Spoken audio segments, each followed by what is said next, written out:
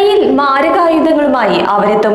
താരതമ്യേന ഉറപ്പു കുറഞ്ഞ അടുക്കള വാതിലുകൾ തകർത്തായിരിക്കും വീടിന്റെ അകത്തേക്ക് പ്രവേശിക്കുക. സ്ത്രീകളും കുട്ടികളും പ്രായമായവരും താമസിക്കുന്ന വീടുകൾ കേന്ദ്രീകരിച്ചാണ് പ്രധാനമായും മോഷണം. എതിർത്താൽ ജീവനൊടുക്കും.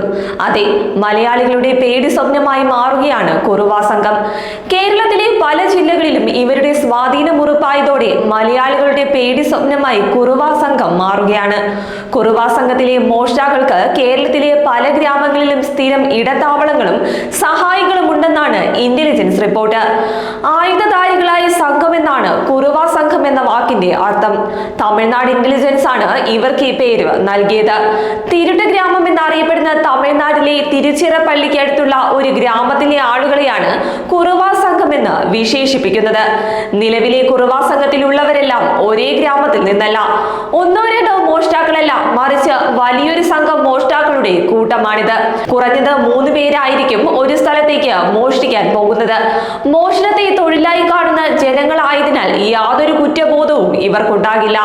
പാരമ്പര്യമായി കൈമാറി കിട്ടിയ മോഷണ തന്ത്രങ്ങളും സാങ്കേതിക വിദ്യയുടെ ഉപയോഗവുമെല്ലാം കൂട്ടിച്ചേർന്നാണ് ഇവർ ഓരോ പ്രദേശങ്ങളിലേക്കും എത്തുന്നത്.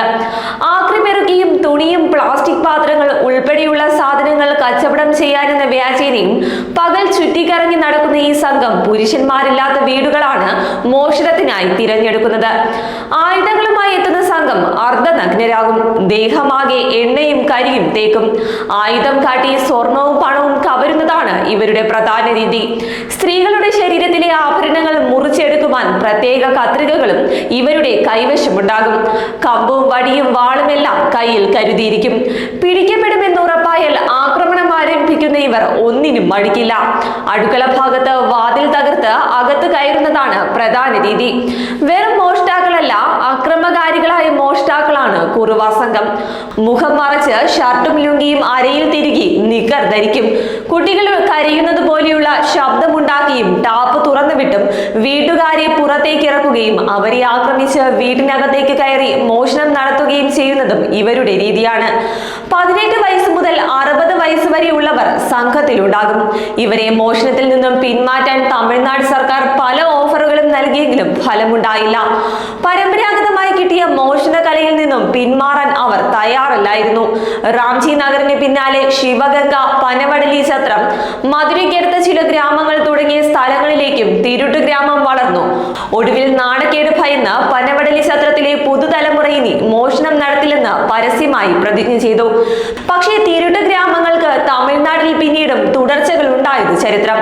കേരള തമിഴ്നാട് അതിർത്തിയിലും കമ്പം, കോയമ്പത്തൂർ, മധുര, തഞ്ചാവൂർ എന്നിവിടങ്ങളിലും ഇവരുടെ താവളങ്ങളുണ്ടത്രേ. കുറുവാ സംഘങ്ങളുടെ ഇഷ്ടകേന്ദ്രമാണ് കേരളം. മലയാളികളുടെ സ്വർണത്തോടുള്ള അഭിനിവേശമാണ് ഇതിന് പ്രധാന കാരണം. നന്നായി മലയാളം സംസാരിക്കാൻ അറിയുന്നവരും ഇവരുടെ കൂട്ടത്തിലുണ്ട്. മോഷണം നടത്തേണ്ട വീടുകൾ മാസങ്ങൾക്ക് മുൻപ് തന്നെ നിരീക്ഷിക്കും. മോഷണം ആസൂത്രണം ചെയ്താലുടൻ ദൂരസ്ഥലത്തേക്ക് താമസം മാറ്റും. പാലക്കാടും കോഴിക്കോടും ആലപ്പുഴയിലും എറണാകുളത്തുമെല്ലാം ഇവർ മോഷണം നടത്തിയതിന്റെ തെളിവുകൾ പോലീസ് പുറത്തുവിട്ടിരുന്നു. തിരുവനന്തപുരത്ത് നടന്ന ഒരു മോഷണ കേസിലെ പ്രതികളെ തേടി തിരുട്ട് ഗ്രാമത്തിലെത്തിയ കേരള പോലീസിനെ വരവേറ്റത് ആഡംബരം നിറഞ്ഞ മണിമാളികകളായിരുന്നു. വില കൂടിയ TV, furniture, AC, fridge, washing machine എന്നിവ എല്ലാ വീടുകളിലും ഉണ്ടെന്നാണ് പോലീസ് പറയുന്നത്. ഇതര സംസ്ഥാനങ്ങളിൽ നിന്ന് മോഷ്ടിക്കുന്ന കൊള്ള മുതൽ ഇവർ തുല്യമായി വീതിക്കുമത്രേ. മോഷ്ടാക്കളുടെ മക്കൾ പഠിക്കുന്നതും വലിയ സ്ഥാപനങ്ങളിലാണ്. മോഷണ മുതലിന്റെ ഒരു ഭാഗം അമ്പലത്തിൽ വഴിപാടിനായും ഇവർ ചിലവഴിക്കുമെന്നാണ് പോലീസ് പറയുന്നത്.